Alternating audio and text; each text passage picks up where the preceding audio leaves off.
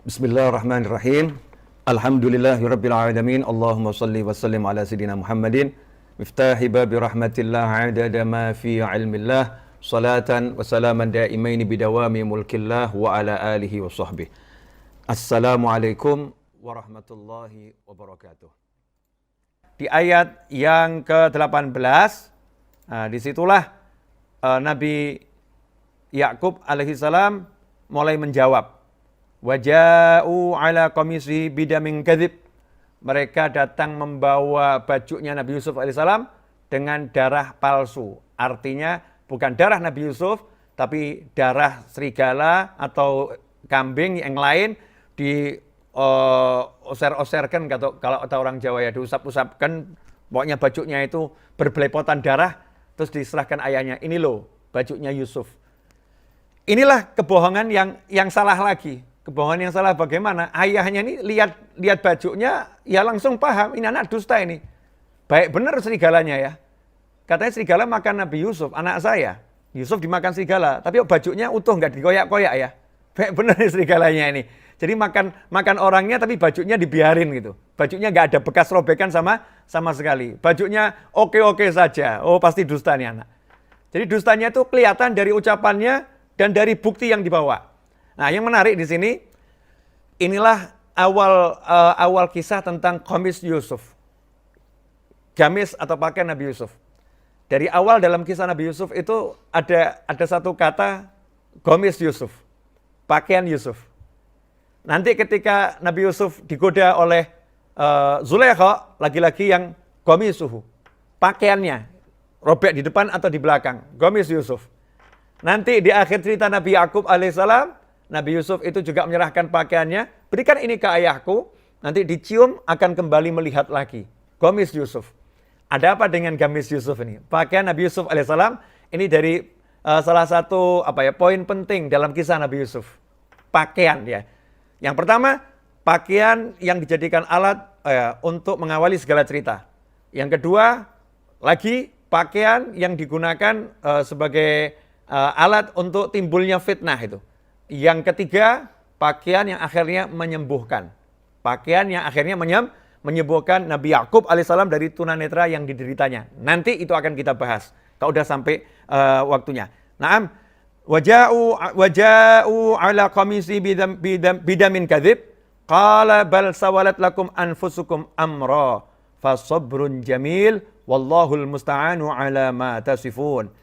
Dan mereka datang membawa baju gamisnya yang berlumuran darah palsu, dan Yakub berkata, sebenarnya hanya diri kalian sendirilah yang memandang baik urusan yang buruk itu, maka hanya bersabar itulah yang terbaik bagiku, dan kepada Allah saja mohon pertolongannya terhadap apa yang kamu ceritakan. Kita kalau baca terjemahan seperti ini ya tidak dapat pencerahan kita. Makanya suruh belajar ya. Karena terjemahan ini tidak bisa mewakili isi Al-Quran. Tidak bisa. Ya membantu kita, tapi tidak bisa mewakili isi Al-Quran. Karena sangat beda. Contoh misalnya ya, ini saya akan kasih gambaran.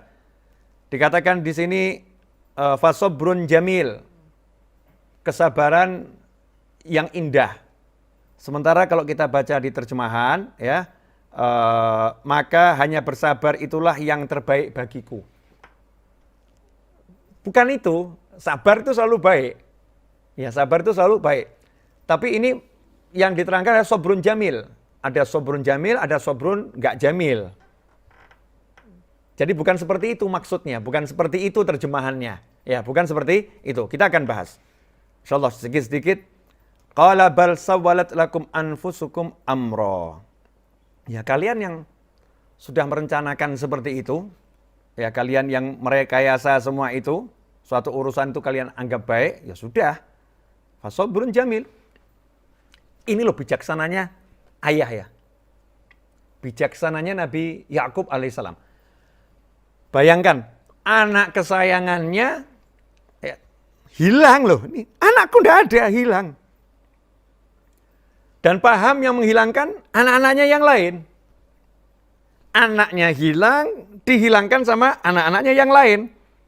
Nabi Yakub alaihissalam tahu dari apa? Bukan dari masalah nubuah, bukan dari wahyu ilahi, bukan. dari fakta, dari ucapan yang berbelit-belit, yang bolak-balik, yang kontradiksi dan lain sebagainya, beliau tahu ini dusta ini anak-anak ini. Paham betul. Belum lagi ditambah ya dengan mukjizatnya beliau seorang nabi. Kasyafnya beliau sebagai seorang nabi. Mata hati beliau sebagai seorang nabi. Paham ini anak-anaknya dusta dan menghilangkan saudaranya. Pertanyaannya, apakah Nabi Yakub alaihissalam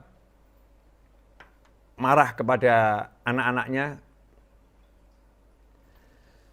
kemudian menghardik dengan keras? Kalian tidak benar. Allah murka kepada kalian.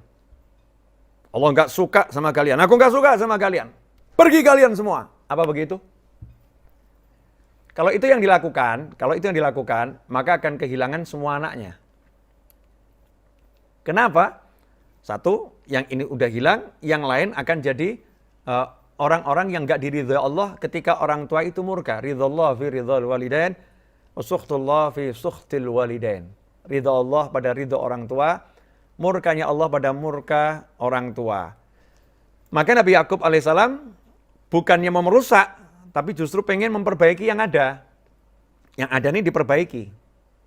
Ini 10 anak ini gimana caranya dengan modal cinta yang besar kepada saya, semuanya bisa menjadi orang-orang yang soleh.